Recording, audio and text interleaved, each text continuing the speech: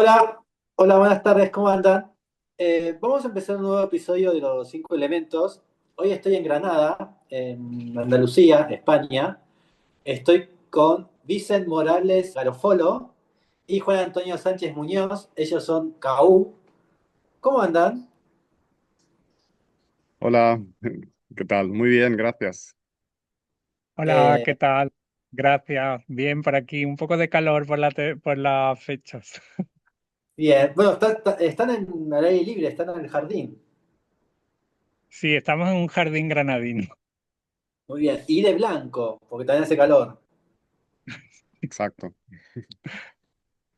¿Y qué significa CAU? CAU, Arquitectura y Paisaje.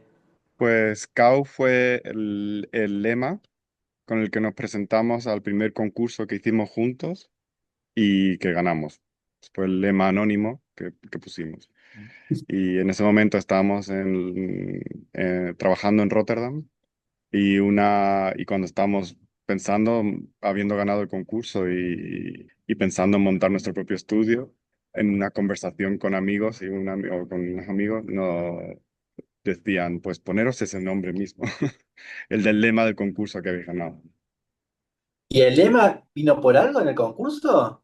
Sí, el concurso era en Caravaca de la Cruz, en Murcia, España. Era para unas piscinas públicas que se construyeron al final. Fue nuestra primera o segunda obra construida. Y bueno, pues cow es una especie de ah, juego fonético con la palabra cow, vaca. Ah, Ah, pero solo es eso, o sea, no es... Sí, es una gran incógnita que pocas veces la hemos desvelado. Sí, sí. pero Fue un pero juego. la vaca estaba en la piscina, ¿no? El pueblo se llama Caravaca, Sí. entonces Ah, sí. ok.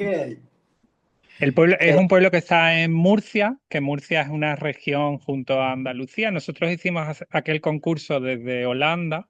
Bueno, siempre los lemas nos ha gustado también como jugar con la fonética de las palabras, con los dobles significados.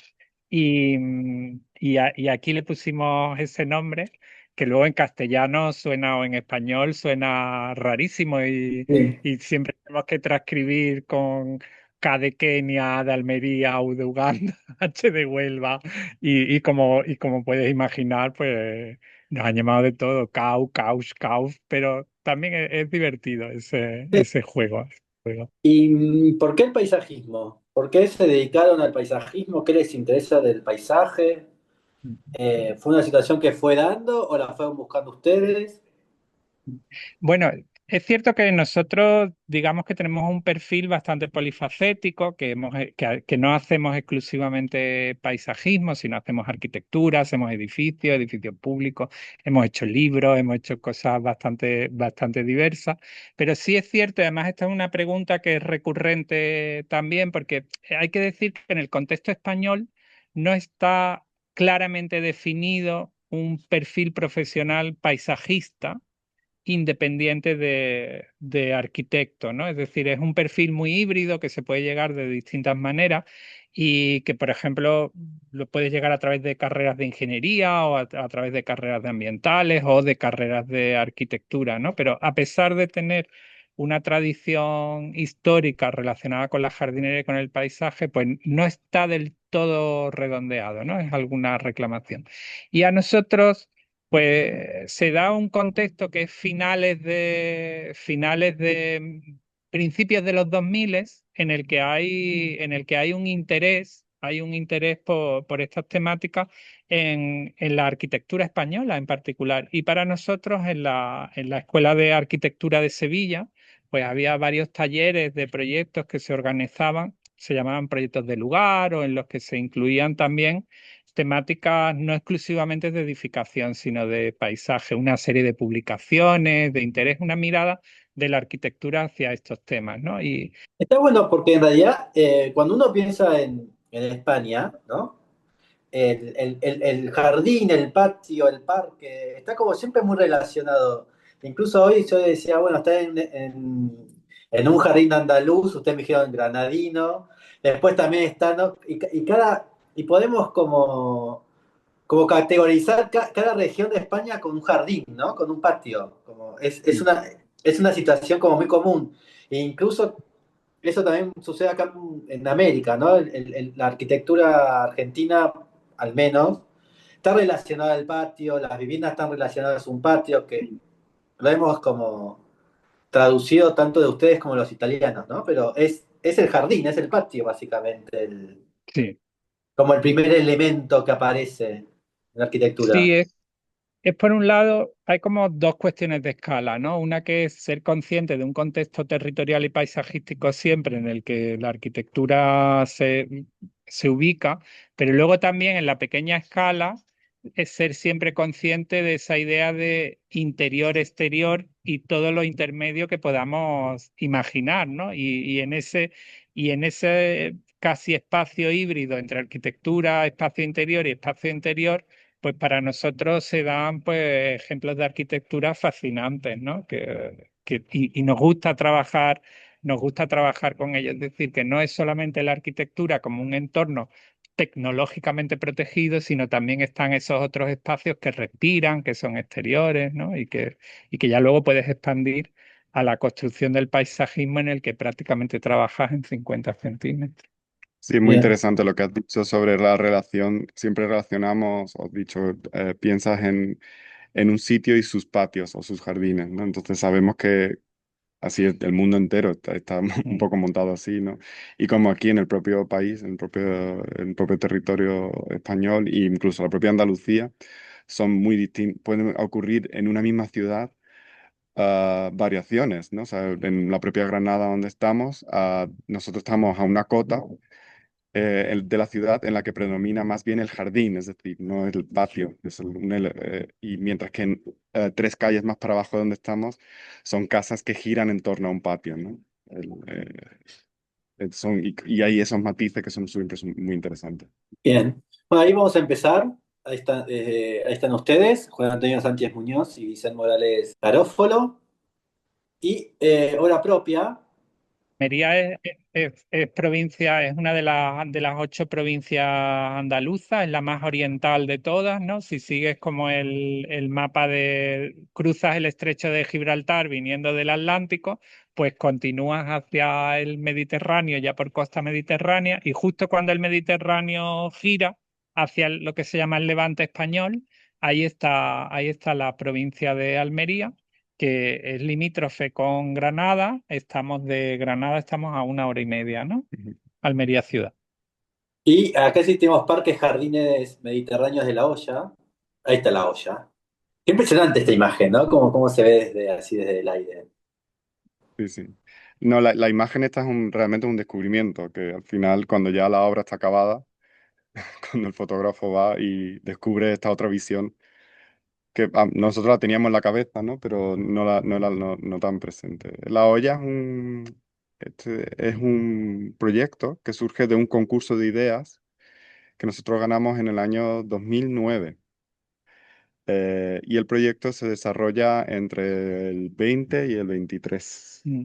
Y como veis en la imagen, pues estamos en este entorno de la ciudad muy mediterránea de Almería y en este entorno monumental impresionante entre el Cerro de la Alcazaba de Almería, la fortaleza de Almería, y el Cerro de San Cristóbal, Es este. y, y una muralla que une ambos cerros, que es la muralla de Jairán, una muralla del siglo XI que te dibuja la forma de la olla. La olla es un barranco típico del Mediterráneo, ¿no? que llega hasta la ciudad. Es un barranco natural, es decir, que esto sería como el principio en otras ciudades, por más al norte lo llaman rambla, ¿no? Por ejemplo, son ramblas o barrancos que son formaciones al final de agua, ¿no? Mm. En las estribaciones bajas de las sierras mediterráneas, ¿no?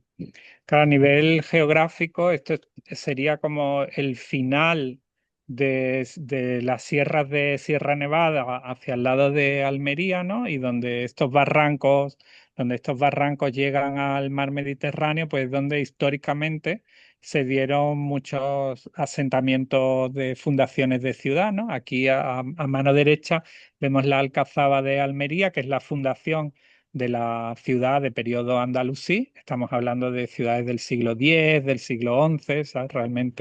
Realmente muy, muy antiguas, ¿no? Pero que en el caso de Almería, pues además la historia urbana de Almería tiene unas ciertas particularidades, ¿no? En otras ciudades los centros, digamos, de fundación han seguido siendo los centros, pero en el caso de Almería el centro se trasladó hacia buscar el mar, ¿no? Y esta parte donde nosotros hemos intervenido, pues prácticamente era una parte olvidada de la ciudad o que estaba pendiente de intervenirse, pero a la vez en un contexto patrimonial de primer nivel, podemos decir, con estos elementos patrimoniales, pero muy interesantes por su contacto con el territorio natural, es decir, que a nuestras espaldas ya no quedaría ciudad. Ahora, en una foto aérea que creo que hay a continuación, lo podremos ver, ¿no? Como la ciudad, Es- bueno, hay que decir, sí.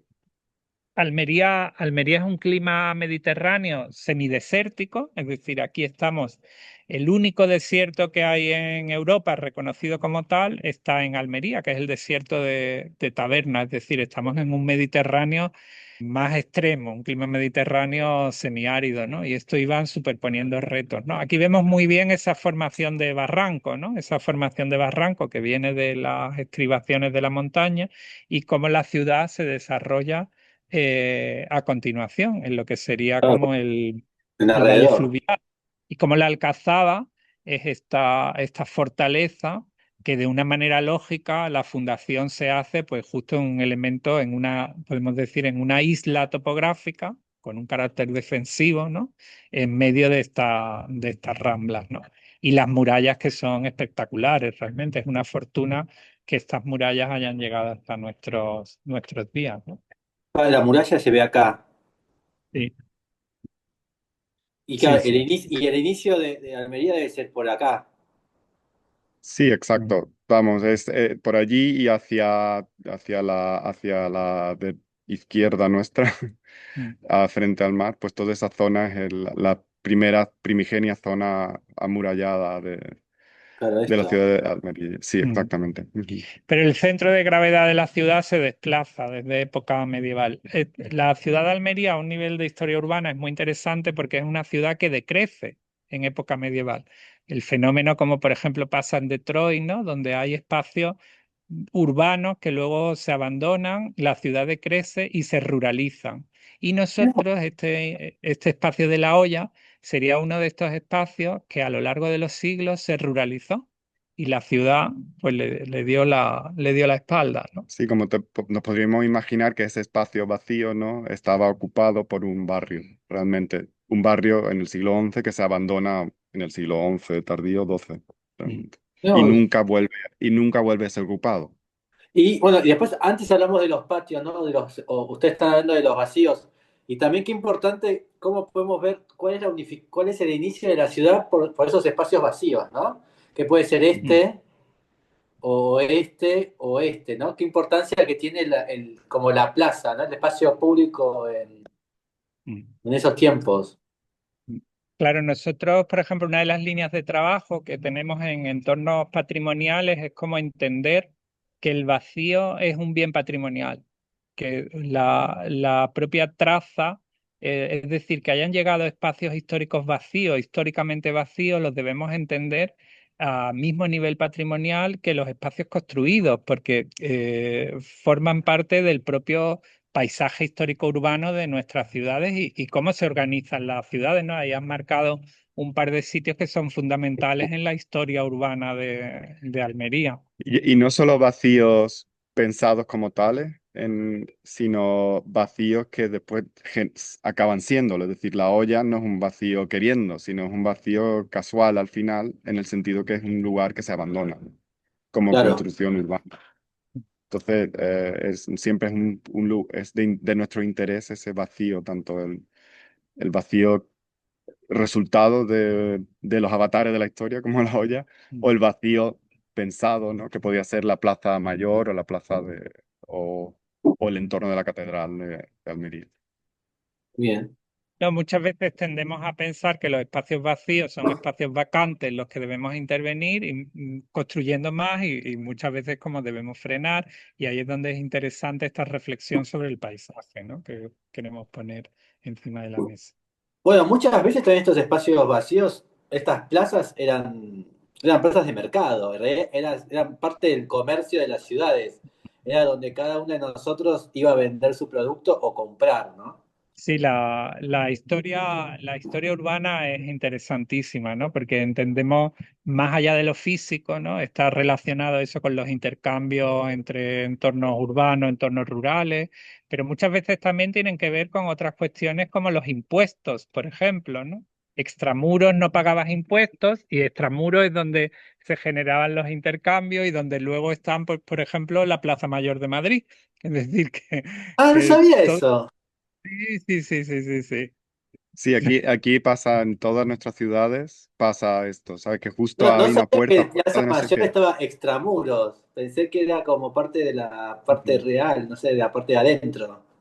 Originalmente es un punto de extramuro en época medieval que luego queda integrada y cuando se hace la intervención de la Plaza Mayor que conocemos nosotros hoy en día ya es con un carácter central, pero Claro. su origen es extramuros, ¿no? Y esto se lee muy bien en las ciudades históricas españolas cuando nos acercamos a las plazas, ¿no? Que luego el modelo de la plaza viajó a vosotros, ¿no? Viajó allí con un Sí, carácter fundacional. Exacto. sí, claro, nosotros respondemos al plan de India, ¿no? Que está a partir de la plaza, cómo se generan las ciudades. Sí, son fotos del estado previo. Hablamos de este estado de abandono que tenía aquel lugar, ¿no? De esta trasera de la ciudad, a pesar de ser un sitio primordial en en el sentido patrimonial, ¿no? Mm, Ujú.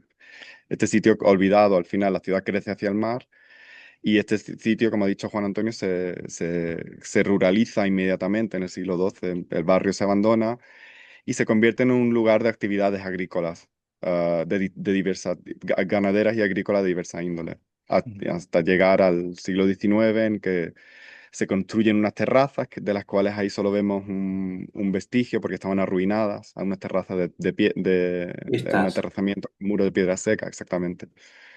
Ujú. Que en el proyecto, pues ahora como veremos más adelante, pues recuperamos.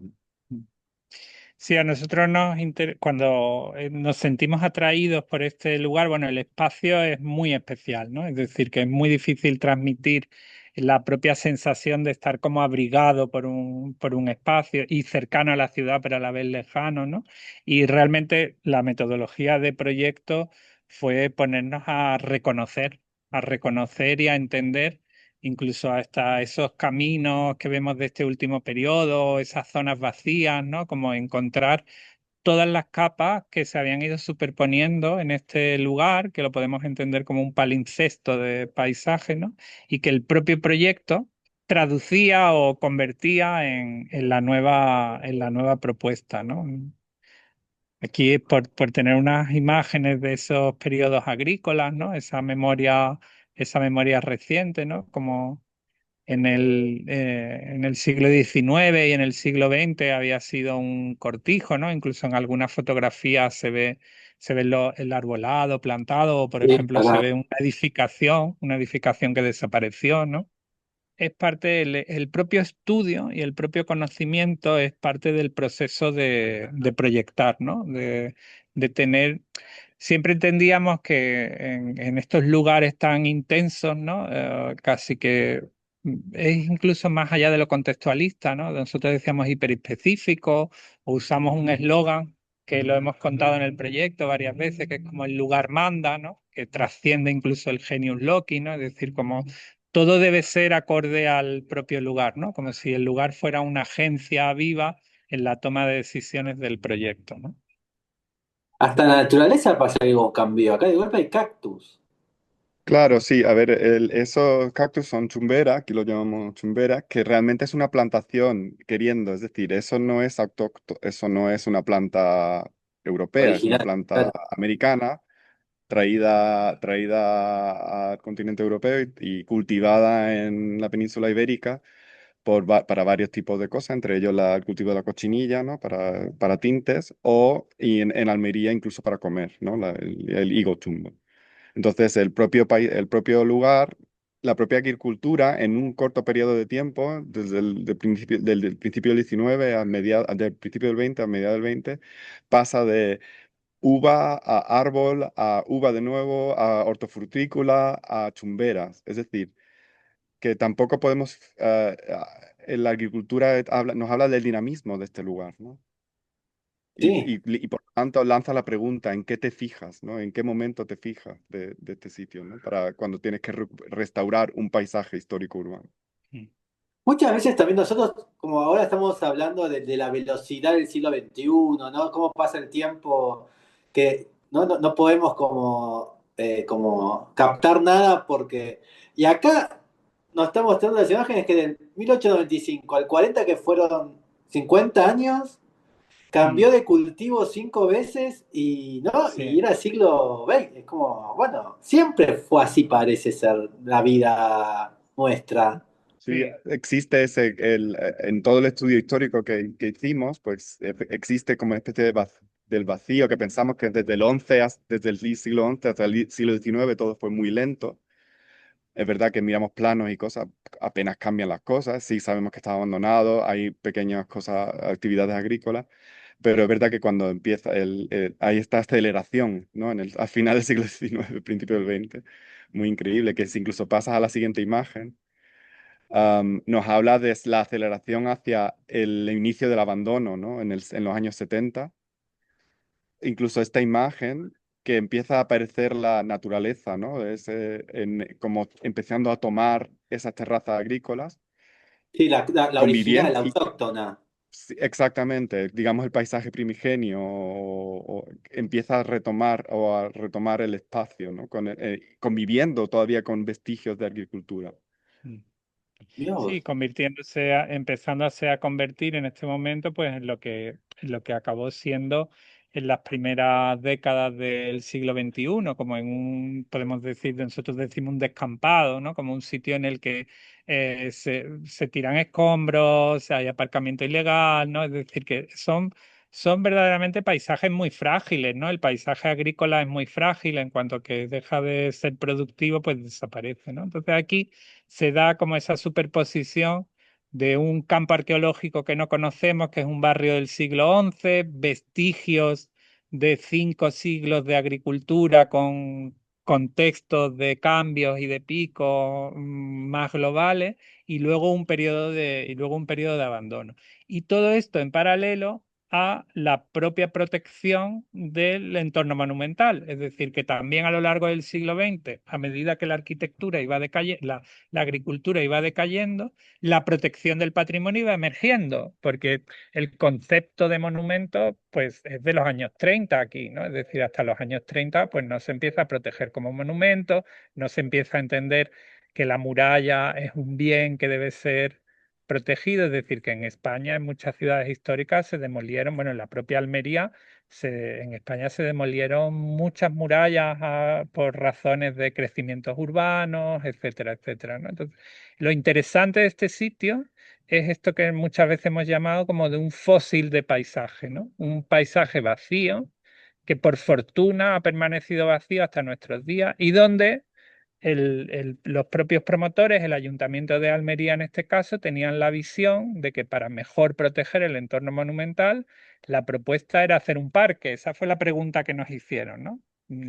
Vamos a hacer un parque aquí. Y en el concurso, y aquí, que es la planta de proyecto, pues lo que hacíamos era mapear todo lo que encontrábamos allí, de todos los momentos históricos y cómo ir subrayando todos los momentos que iban ocurriendo, desde el primigenio, ¿no? Desde la idea de Rambla del lugar, hasta el del siglo XIX, que era el del aterrazamiento y el uso agrícola más o menos intensivo gracias a una llegada de agua por otra infraestructura.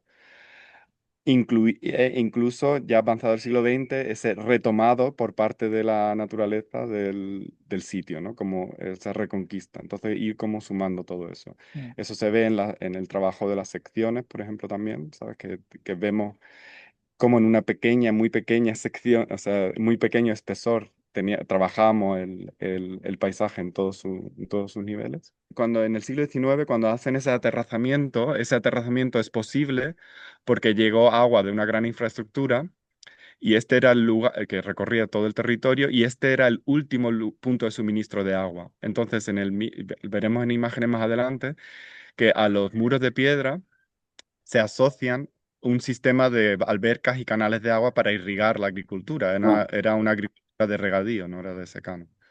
Bueno, o de semirregadío, dependiendo del momento, ¿no? Entonces, la presencia y la ausencia de agua, digamos, marca la historia de la olla y marca el diseño también, ¿no? O Mm. como en esta imagen, ese valle, esa rambla, nosotros lo reimaginamos con esta especie de abstracción de lo que se podría ser una rambla de agua, ¿no? Con esas agrupaciones de vegetación. Es un ejercicio formal al final, que además nos está hablando de una nueva manera de entender ese espacio y el uso de parque que va a ocurrir ahí, con unos recorridos multidireccionales. Sí, siempre hacemos un ejercicio que nos gusta contarlo porque pensamos que es enriquecedor. Cuando intervenimos, muchas veces cuando intervenimos, la primera pregunta que nos hacemos es incluso imaginarnos el espacio antes de cualquier construcción antrópica, ¿no? Como entender el territorio antes de que el hombre hiciera nada, ¿no? Y entonces ahí somos capaces de incluir pues cuestiones que tienen que ver con la hidrología o que tienen que ver con la geotecnia o que tienen que ver con la geomorfología, pero también con la naturaleza y esto nos interesa mucho porque entendemos que hay compromiso contemporáneo, que debemos entender que estos espacios no son solo, no pertenecen solo a los seres humanos, sino que son compartidos con otras especies, ¿no? Y deben estar incorporadas en el proyecto de paisaje, ¿no? Entonces, la toma de decisiones, llegamos hasta incluso esa idea de capas que se superponen, a pensar que nosotros en nuestro tiempo contemporáneo también incorporamos nuevas capas, ¿no? Entender que estamos en un hilo de intervenciones, ¿no? Unas desaparecidas, otras no desaparecidas, ¿no? Pero que, y en la que ahí debemos intervenir, ¿no? Esto fue la llegada de agua, la vuelta del agua después de 50 años, un momento muy emocionante. ¿y se encontraron con fauna, con animales? ¿Hay animales que volvieron o que también Sí, desaparecieron? sí, es interesante. El sitio tiene la ley española de patrimonio, la ley española de patrimonio, protege la muralla, ¿no? Este monumento, pero las leyes medioambientales protegen en este lugar en concreto dos especies. Una planta, una especie vegetal y una especie animal, ¿no? Entonces, en el mismo nivel de protección están las tres y conviven en este espacio. ¿Cómo se afronta la arquitectura o el proyecto del paisaje a ese hecho, ¿no? Y efectivamente, en el proceso de abandono o ruralización, volvió al lugar, retomó este arbusto, el arto, retomó muchos de los espacios. Y el camaleón, que era la especie animal, pues era y es muy feliz circulando por las piedras, ya no solo las piedras de las colinas, sino las piedras de los muros de piedra que había hecho el hombre, ¿no? Claro. Al Así actuar que sobre los era espacios. un arbusto y un animal, un Sí, camaleón. Sí, sí, un tipo de arbusto que es una especie desértica hispano-magrebí que solo se da en el norte de Marruecos y en el sur de Europa, de Andalucía, ¿no? Que son además especies que nos hablan de una escala transfronteriza en el mundo que a nosotros nos interesa mucho. Y aquí está protegido y entonces se tomaron decisiones, bueno, todos los ejemplares había que protegerlos, se debían integrar en el proyecto. De hecho, el primer paso de obra fue pues con un biólogo, con la colaboración de un biólogo, detectar todos los ejemplares, protegerlos pues, al mismo nivel que la muralla. Y luego los animales, pues el camaleón, que muchas de las decisiones de trabajar con piedra están relacionadas con el hábitat del camaleón, pero también este es un sitio, como está conectado con el territorio, en el que tú estás ahí, de repente ves una cabra montesa saltando la muralla, viniendo a beber agua Claro. o hay multitud de pájaros, o por ejemplo se decidieron plantar praderas que son de atracción de insectos que luego atraen a los pájaros. Es decir, hay mucha decisión en torno a animales y plantas en este proyecto. Mirá qué bueno. ¿Y qué les resultó más dificultoso? ¿Conservar la muralla, el arbusto o el animal? Yo creo que era quizás los dos últimos, ¿no? Porque al final los elementos arquitectónicos están muy prescriptivos desde nuestra profesión cómo hacerlo, ¿no? ¿Sabe? Hay manuales de rehabilitación, de cómo proceder. La restauración de los muros de piedra seca se hace de manera artesanal, por ejemplo, y tal, entonces hay una manera de hacerlo. El camaleón, cómo fomentar o incorporar al camaleón y al arbusto al proyecto, es casi, es casi dejándolos estar. ¿Sabes? Como una actitud más de darles a una agencia o incluso dar la arquitectura o dar un paso atrás y decir dónde no tenemos que actuar o dónde tenemos que actuar lo mínimo o cuando actuamos, cómo actuamos para que estos más que humanos, ¿no? Como el término más actual que se utiliza, convivan con los humanos que estamos aquí. Sí, bueno, nosotros, la muralla en sí no era objeto de nuestra intervención, es decir, que la muralla había tenido otras intervenciones, la muralla no interveníamos, pero por supuesto teníamos que protegerla, igualmente proteger todos los elementos patrimoniales. La arqueología tiene una parte muy compleja en este proyecto, pero con una serie de decisiones que luego podemos comentar que son muy interesantes. Yo diría que lo más difícil es armonizar todo y sobre Mm, todo que seamos conscientes de que todo debe estar armonizado. Los propios humanos quizás es lo más complejo, porque además había que incluir el uso, había que incluir el programa, ¿no? Es decir, no es un espacio museificado, no es un espacio que tú pagues una entrada, no es un recinto monumental, como por ejemplo sería la Alhambra aquí en Granada, sino esto es un espacio abierto a la ciudadanía. Entonces, ahí también el reto era cómo el programa debería ser un no programa, que se consiguió, ¿no? Es decir, el propio lugar se celebra a sí mismo y todo puede ocurrir, ¿no? Y ahí es claro, donde porque en quizás... realidad ahora es un espacio público, así que se puede transformar en el momento que la gente va a entrenar, va a correr el running a la mañana, puede ir a pasear, puede encontrar con sus amigos, es como, también es bastante, bueno, cómo armamos todos estos sistemas todos Sí, juntos. sí. Sí, por eso la clave era como esa idea del lugar manda, ¿no? Lo que está uniendo todo es lo especial que es el propio lugar, lo hiperespecífico, ¿no? O incluso nosotros en el proyecto, pues no podíamos tampoco alterar a pesar del abandono, el lugar tenía una imagen de armonía que es una atmósfera, ¿no? Una atmósfera material, una atmósfera del propio sitio, del vacío, y que nosotros queríamos mantener, entendíamos que estaba por encima de nosotros, ¿no? Que nuestra autoría con el tiempo casi que debería ir difuminándose porque el propio sitio está creciendo. Sí, lo que estamos Bien. viendo ahora es esta relación de los muros de piedra, que son esta imagen, con los canales de agua que irrigaban las terrazas, que nos hablan de esta especie de armonización que estábamos buscando, es decir, estos muros arruinados que se restauran, arruinados pero que al final han sido y son el hábitat del camaleón, pero además hacen posible que los humanos podamos circular por las terrazas. Es decir, que si no sería una colina escarpada y no podría ser un parque, ¿no? O no podría ser un Ah, uso. Cómo conseguirlo? O cómo el agua se incorpora antes, el agua, cuando era el momento, un lugar agrícola, era un hecho meramente funcional para regar, pues como el agua se incorpora ya no solo como un elemento de riego, o como un elemento de acompañamiento al uso del parque, ¿no? Mm. claro.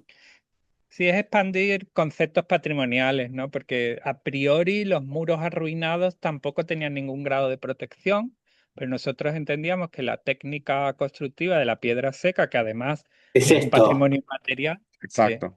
que es un patrimonio inmaterial que está reconocido como patrimonio inmaterial, como técnica constructiva de la humanidad por parte de la UNESCO, entendíamos que teníamos que hacer una labor de restauración, es decir, que no podíamos, por ejemplo, el peor escenario hubiera sido rehacer los muros con hormigón, ¿no? Decíamos, ¿no? Porque iría contra el lugar, ¿no? Esa idea de como que el lugar manda, ¿no? Es decir, los propios muros, que es la manera de aterrazar agrícola transcultural, pero aquí en Almería muy importante en la ciudad, ¿no?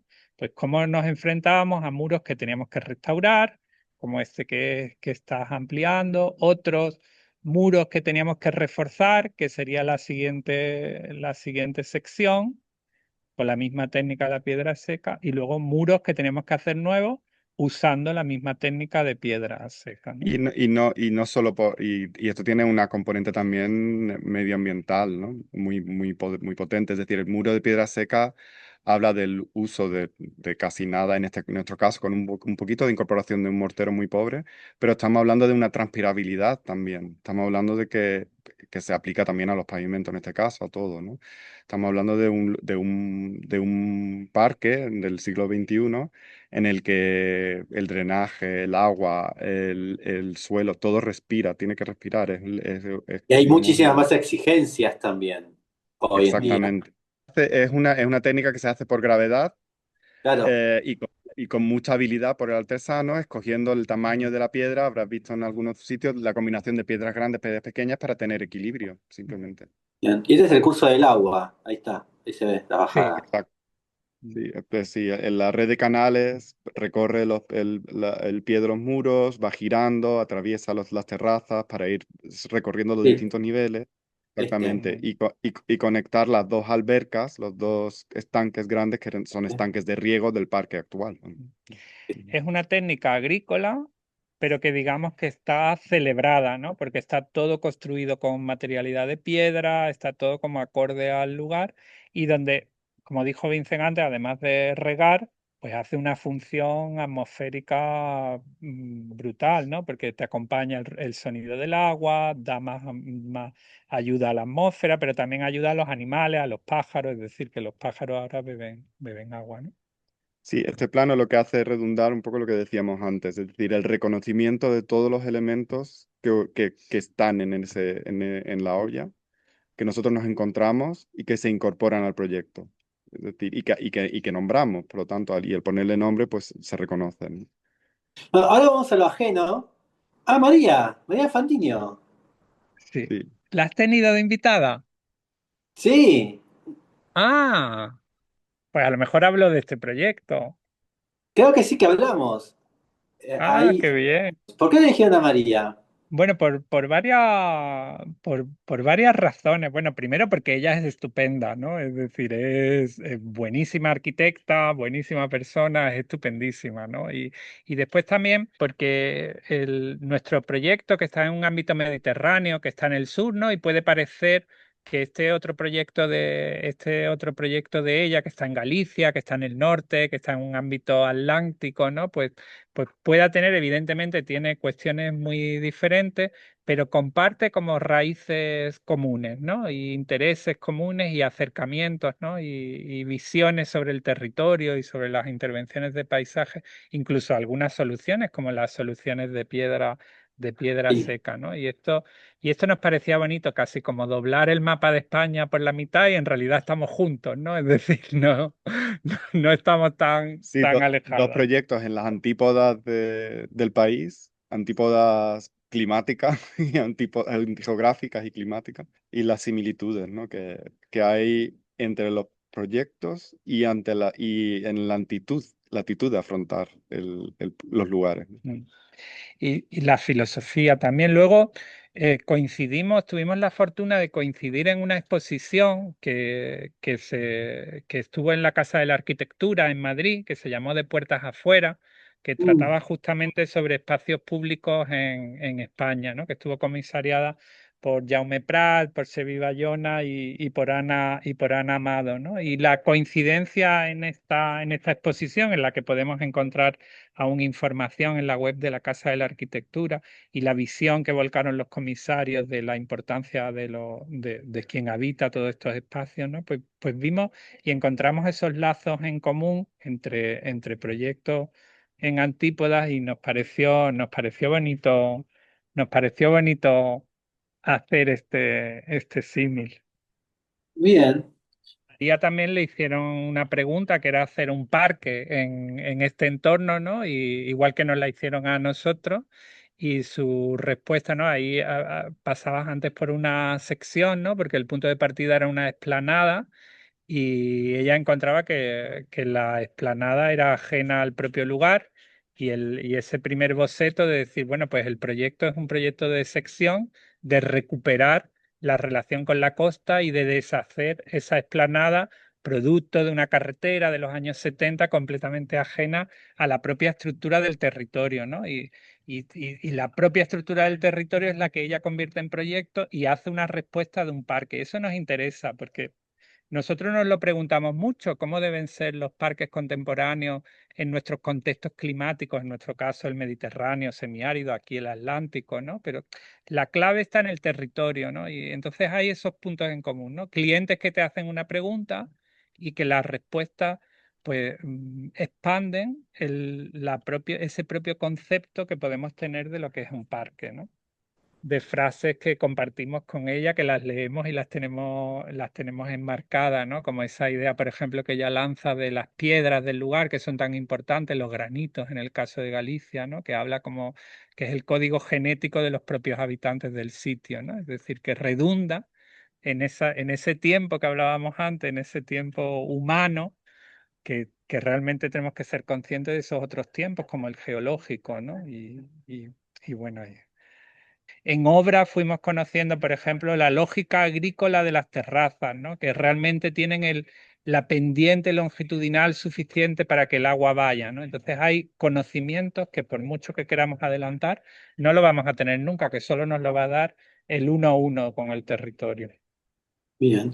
Ahora pasamos a maqueta. Pues mira, maqueta, le hemos dado mucha vuelta y hemos dicho, pues bueno, vamos a continuar un poquito más con la olla, porque como hemos hecho, el proyecto está en el Pabellón de España, en Internality, en la Bienal de Venecia actualmente, y hemos dicho, bueno, pues en vez de tirar por otras maquetas, vamos a enseñar estas dos maquetas. Bueno, hay que decir que Internality es un proyecto comisariado por Manuel Bouzas y Roy Salgueiro, que ha sido una verdadera fortuna trabajar con ellas y con todo el equipo, ¿no? Y que lanzaron a través de un call una selección para esta sala central del pabellón. No sé si lo has conocido, ¿no? De 16 proyectos de escalas muy diversas y por todo el territorio español, pero en el que se caracterizan o el punto en común es el trabajo del proyecto y el territorio íntimamente ligado, ¿no? Y el equilibrio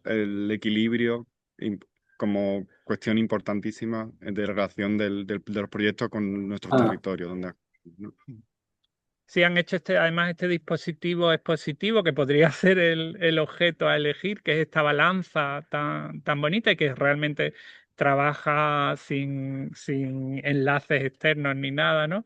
Y en el que se nos pidió que, bueno, a todos los participantes de la sala central que hiciéramos dos maquetas, ¿no? Una maqueta de detalle y otra maqueta que representara el propio territorio de donde viene el detalle, ¿no? Y en nuestro caso, además, que un parque, pues era la maqueta de detalle, pues la hemos trabajado a escala 1:20, ¿no? Que es la que aparece en la izquierda, ¿no? Y realmente es casi como una segunda vida del proyecto, pero que vuelve a arrancar todos los mecanismos del proyecto, pues para hacer que la maqueta está hecha con la misma piedra que hemos trabajado en el parque, con la misma gente que ya había trabajado en el parque, que están íntimamente ligados con su territorio. Entonces, realmente es un díptico de dos maquetas, ¿no?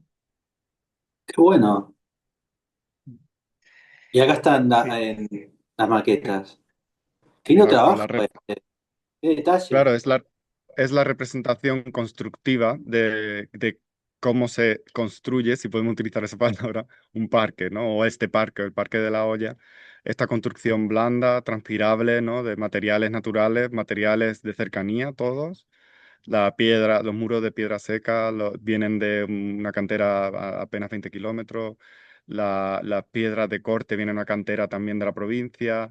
El material terrizo viene de nada, de 2 kilómetros dentro de la propia ciudad de Almería, del residuos de una urbanización, y cómo eso se incorpora, el trabajo mental de incorporarlo también a la construcción a escala 1:20 del parque en la maqueta, ¿no? Mm. Ah, y acá está el circuito de agua que cae. Por ejemplo. Sí. Y, Sí. el punto de partida, que volvemos otra vez casi al principio, esta idea de esa noción de paisaje histórico urbano, nosotros también nos gusta entender que la propia arquitectura la podíamos explicar en clave, la arquitectura histórica y parte esta, por ejemplo, contemporánea también, en cómo nosotros humanos nos hemos relacionado con nuestro territorio. Es decir, las propias piedras con las que hemos construido son las piedras de nuestro territorio, las ciudades se pueden explicar a través de sus materiales cercanos, es decir, antes de empezar ciertas industrias de la construcción donde no hemos mirado sobre si viene la piedra de China o si viene del mismo contexto de Almería, que Almería es una gran tierra de piedras, ¿no? Y por supuesto, procesos de equilibrio territorial que no hablan solo del material, sino de las maneras de hacer, es decir, el desarrollo de toda una serie de técnicas artesanales que ocurren en estos lugares por la propia materialidad que existe ahí y esa pervivencia de esas técnicas, desde la manera de extraer la piedra, como en la imagen esta cantera, ¿no? A la manera de colocar la piedra seca, ¿no? Como a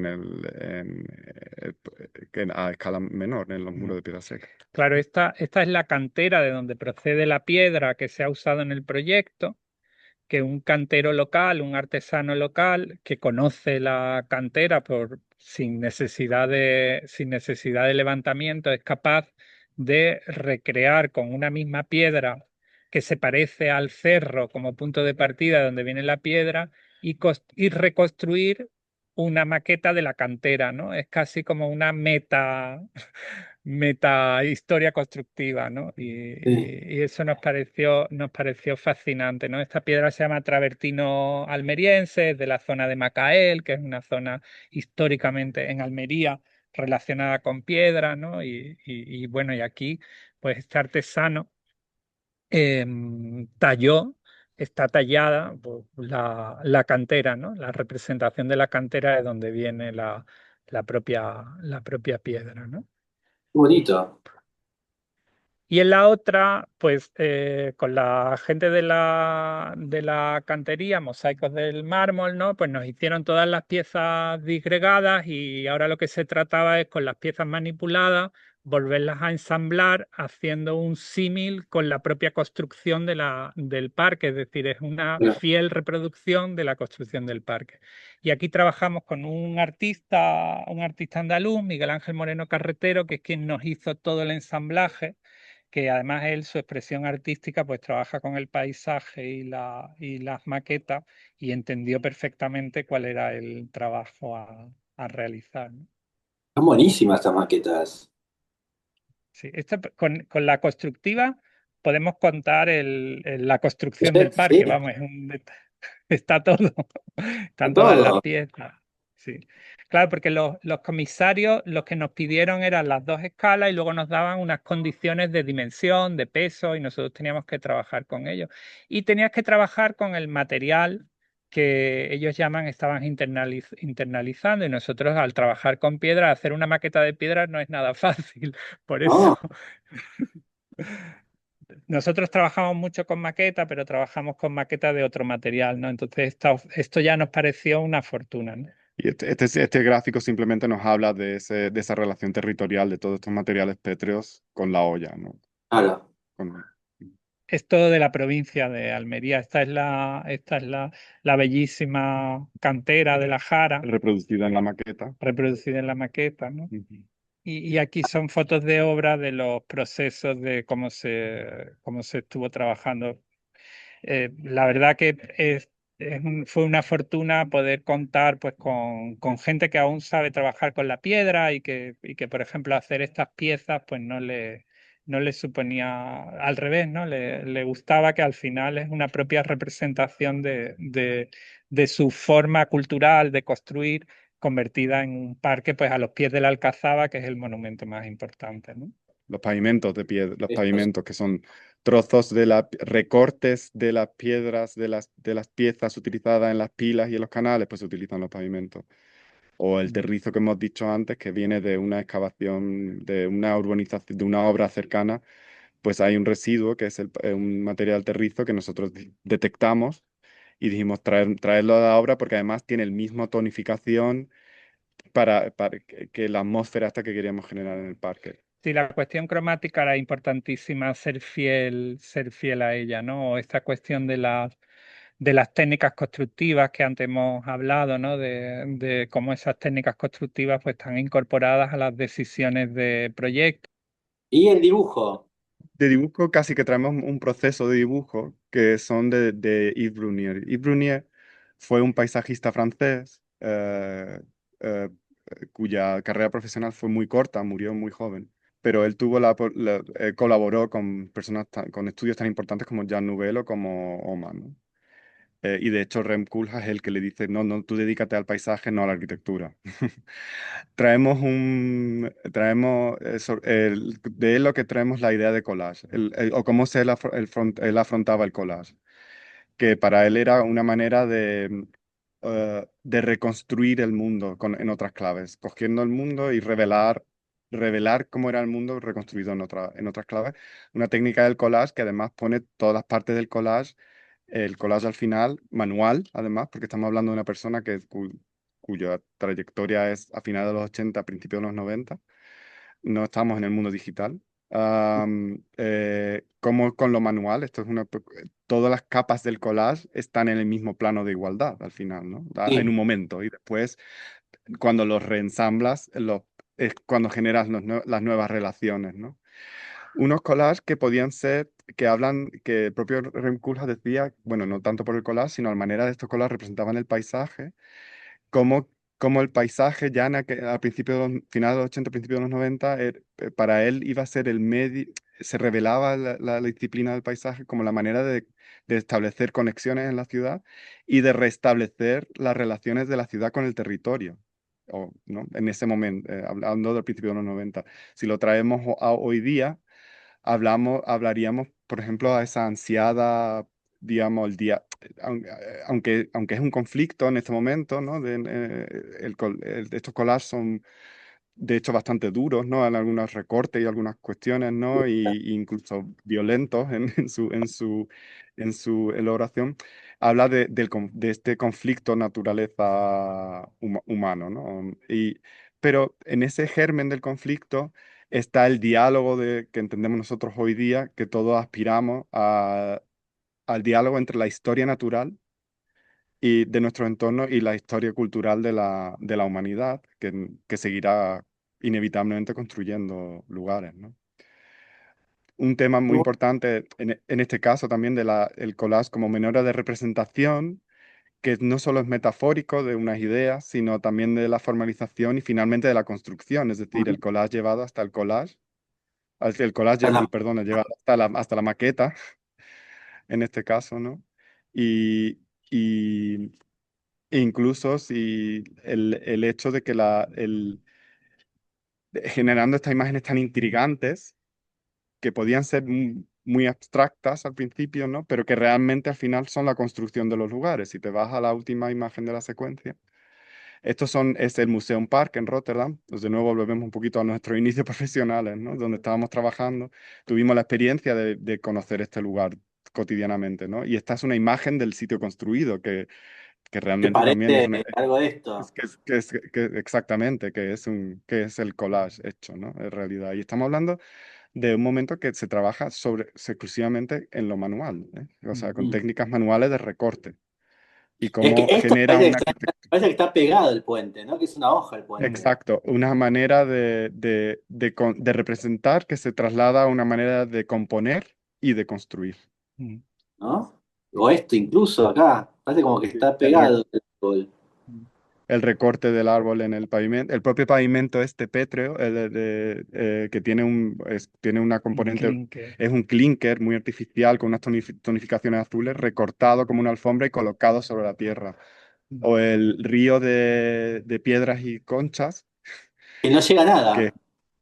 sí, bueno, va a un estanque que va al final, parte de una Ah, especie de nada, llega a un estanque que está medio vacío realmente, pero el río además incluye unas materialidades extrañas, como trozos de vidrio azul, ¿no? Mm. bien, y finalmente llegamos a Granada. ¿Dónde están ustedes? Sí, decíamos, bueno, vamos a poner algo de aquí de Granada, aunque es archiconocido la Fuente de los Leones. Muy bien, es que es precioso. A nosotros nos interesa un matiz. No sé si en el título hemos puesto que es de siglo XIV a siglo XXI y nos interesa, bueno, sobre la Fuente de los Leones se ha hablado todo, nosotros no vamos a aportar nada nuevo, pero sí nos interesa esa lectura temporal, ¿no? Que hasta incluso un bien mueble tan archiconocido como es la Fuente de los Leones tiene una historia de no parar de estar siendo intervenida prácticamente desde su propia construcción, ¿no? Entonces hay esa primera capa, que son las epigrafías, ¿no? El poema de la taza, que si en la foto anterior, en la parte justo en el borde de la fuente, los textos, ¿no? No los leones, sino en la taza, el borde más ancho, es un poema en el que la fuente nos habla, es la propia fuente que se explica a sí misma, ¿no? Y es esa primera construcción, ¿no?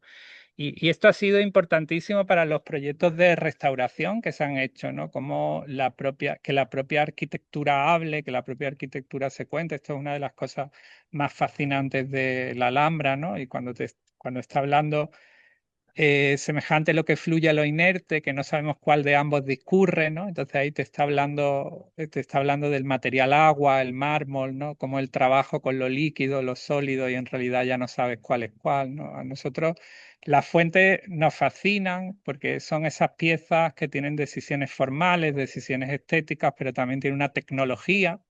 Trabajar con un elemento como es el agua, que es un elemento líquido, es un elemento de paisaje, de jardín, y nos parece fascinante, ¿no? Y solamente hemos querido poner unos apuntes. Aquí tenemos a la izquierda el surtidor original, es decir, la fuente en realidad se puede despedazar. El surtidor original, el surtidor de la restauración de 2009-2011 de Pedro Salmerón, por si a alguien le interesa, ¿no? Que se busque. Pero luego a continuación otras imágenes que quizás no son tan conocidas, ¿no? Que es como estuvo la fuente con las dos tazas hasta la década de los 60, ¿no? El surtidor, que ahora es una pieza de museo, ¿no? Daría para una hora de conversación la fuente, ¿no?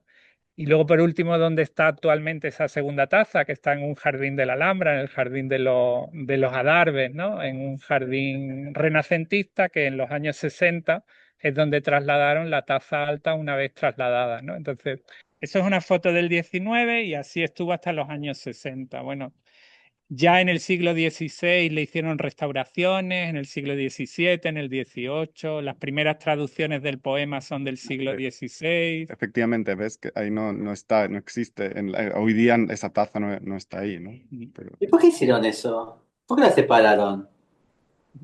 Bueno, ahí hay eso sería, sería es una, un gran debate realmente. digamos que hay una visión que entiende que la taza con una sola taza, como está ahora mismo la fuente, y también más baja, porque le quitaron unas columnitas que tenían para estar más cerca de los leones, se asemeja más a la taza original. Es decir, que Ah, la pila superior sería un añadido y ahí mm, es donde entraría el debate si el añadido era de época medieval o si era de época cristiana, de primera época cristiana, si bien es una pila medieval también, es una pila nazarí, pero de una factura un poco más burda que la otra, ¿no? Claro, pero no es original, pero a lo mejor tiene una diferencia de 100 años. El debate, pero a nosotros lo que nos interesa también es como esa idea de invitar a ser curioso, ¿no? Que hasta incluso algo que pensamos que es tan estático como la Fuente de los Leones, encierra una historia de intervenciones siempre. Y siempre hay capas, y siempre hay otros lugares relacionados, ¿no? Bueno, la pila que estamos viendo está hecha con mármol blanco de Macael, del mismo lugar de donde en Almería hemos hecho nosotros las maquetas de piedra, ¿no? Los surtidores, este es un surtidor que se considera cristiano, el surtidor alto, ¿no? Y esa idea del agua quieta es una visión que existe en la que no entraría como un agua ruidosa y alta, ¿no? Que durante muchos siglos lo fue. bien. Sí, y la propia pieza hoy restaurada, si vamos a la primera imagen, a la primera de todo, hoy restaurada, ¿no? Y tan maravillosa, ¿no? Que se han recuperado todos los detalles de los leones y se aprecia perfectamente la veta del mármol de Macael y cómo está el tallado de los leones, si te vas a las patas, cómo la veta del mármol recorre la pata en vertical, ¿no? Del león. Y esa decisión de diseño, ¿no? De escoger una piedra que tiene una veta en una dirección y tallarla de una manera para mantener y realzar una forma, en este caso la forma del león, o en la taza alta en horizontal, ¿no? En la propia taza, como vemos la veta haciendo líneas, dibujando la horizontalidad de la misma. Sí, la relación con el material. Bueno, esto vuelve al patio que decías, porque Sí. esto es el centro de un patio, es un edificio que se organiza en torno a un patio, que es el Patio de los Leones, y en el que además la fuente debió entrar antes que la arquitectura, porque la fuente de esa dimensión no cabe por ninguna puerta de ese edificio.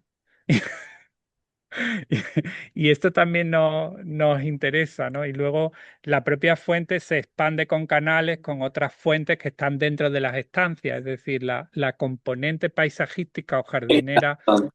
sí, la componente paisajística jardinera, espacios que son exteriores, interiores, semi-interiores, todos están relacionados a través del elemento central que es la fuente y el agua que emana. Creo que hay hasta un total de 12 fuentes en todo el edificio interconectadas. Sí, la fuente es un objeto en sí mismo, un objeto en una red de objetos en sí mismo en el patio, que además forman parte de una red incluso mayor territorial de agua y de riego. O sea que Mm. nos parece muy interesante eso. Cuando la restauraron, el enlace de Pedro Salmerón lo cuenta muy bien, es muy interesante. Los leones sí los pudieron desmontar y llevarlos a taller, pero la fuente en sí, la pila, es de tal dimensión y de tal peso que tuvieron que construir un pabellón para hacer una restauración in situ compatible con la visita, ¿no?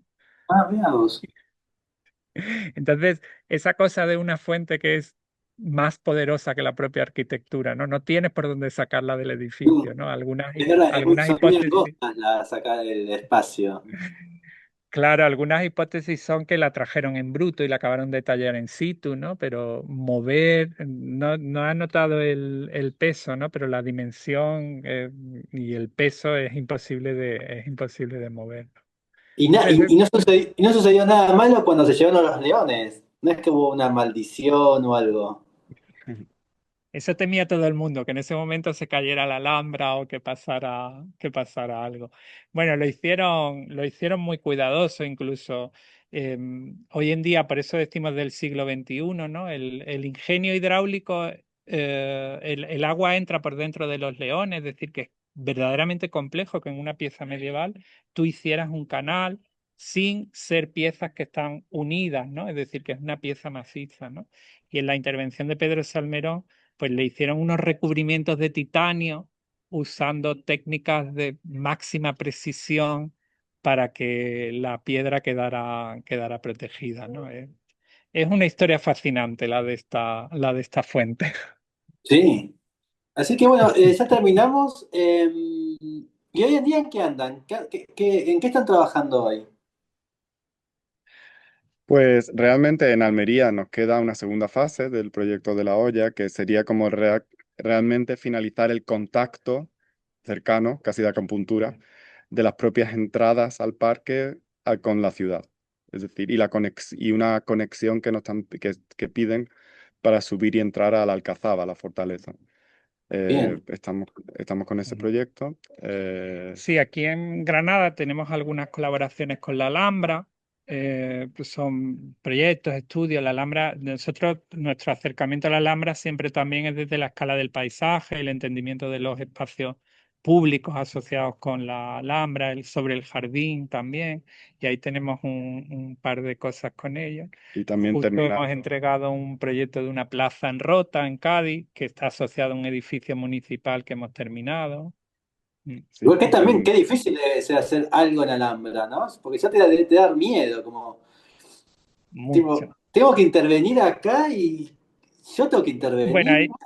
Es ahí la como, clave, ahí la clave es el principio de la invisibilidad. Tienes claro, que optar por ser invisible. y ya será visible o no, bueno, después, pero tu aproximación al principio es como con muchísimo respeto, cautela.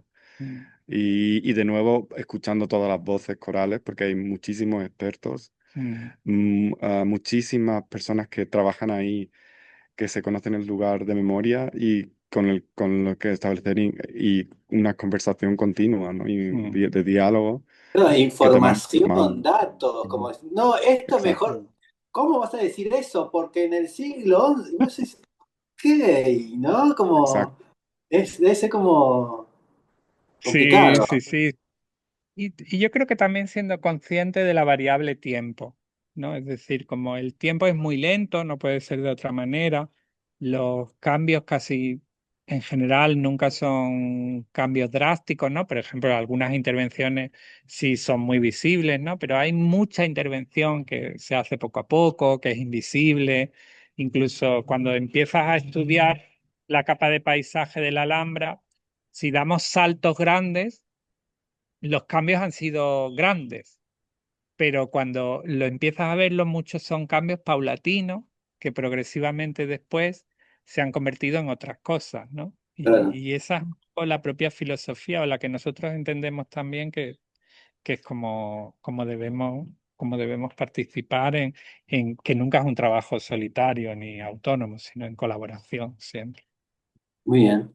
Bueno, el día que vaya a la Alhambra, ¿no? Antes estábamos hablando de, bueno, me tengo que tomar una semana para ir a Andalucía. Hoy me tengo que quedar una semana en la Alhambra, más o menos, con lo que... ¿Cuántas veces hay que ir a la Alhambra como turista, al menos, en un viaje? ¿Cuánto tiempo hay que estar mínimo?